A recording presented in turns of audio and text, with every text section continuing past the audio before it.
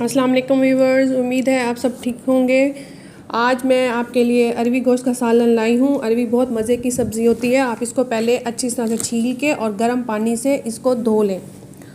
धोने के बाद अब एक देगची में हम लेंगे, सबसे पहले आधा किलो मटन लेंगे और उसमें हम 2 दरमियाने साइज़ के प्याज बारीक कट करके डालेंगे और दो टमाटर उनको बारीक चॉप कर लेंगे और वो इसमें डाल देंगे। टमाटर डालने के बाद हम इसमें 1 गंडा लहसुन का छील के वो इसमें डालेंगे। 1 टेबलस्पून रेड चिलीज़ डालेंगे, लाल मिर्चों का पाउडर और नमक डालेंगे हस्बे ज़ायका। मैंने यहाँ पे 1.5 टीस्पून डाला है। हल्दी डालेंगे 1 टेबलस्पून। उसके बाद खुश्क धनिया पाउडर डालेंगे, वो भी 1 टेबलस्पून डालेंगे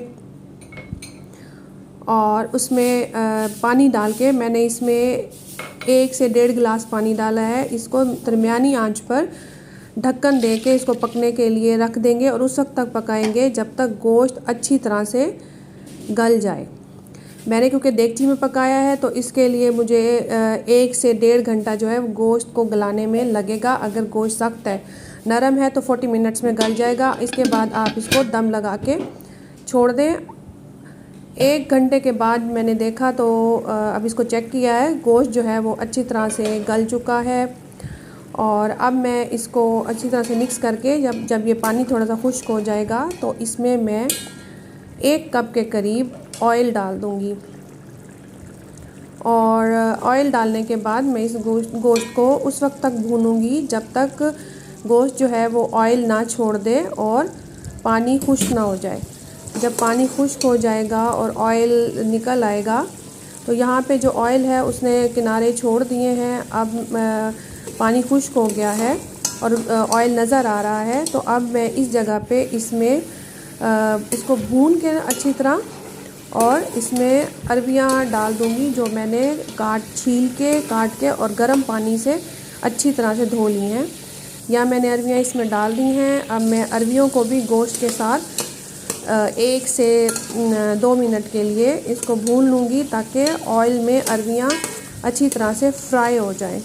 फ्राई होने से ये होगा कि जब इसको भूनेंगे अरवी को गोश्त के साथ तो ये लेस नहीं छोड़ेंगी, क्योंकि ये ऑयल में जब फ्राई हो जाएंगी तो इनकी जो लेस है वो सील हो जाएगी।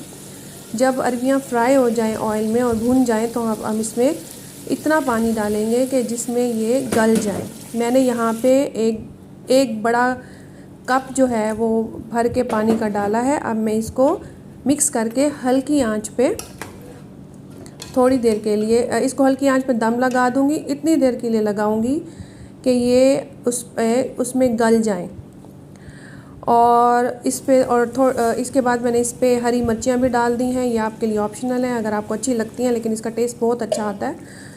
और डाल के इसको दम लगा दें और उस वक्त तक दम लगाना है जब ये गल जाए।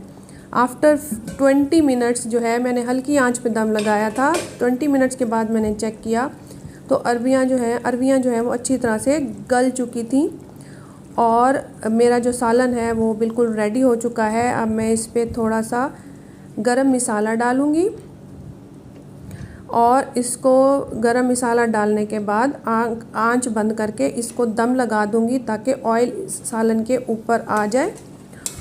और इस जगह पे आप इसमें नींबू भी निचोड़ सकते हैं, लेकिन मैंने नींबू नहीं निचोड़ा, मैंने अलहदा रखा है ताकि हर कोई अपनी मर्ज़ी से डाले। सालन तैयार है। अब मैं इसको डोंगे में सर्व करूँगी। इसको इसमें डाल के सर्व करें, साथ आप नींबू और सैलड रखें। ये बहुत मज़े का सालन होता है। अरवियाँ जो है वो बहुत अच्छी तरह से गली हुई होनी चाहिए।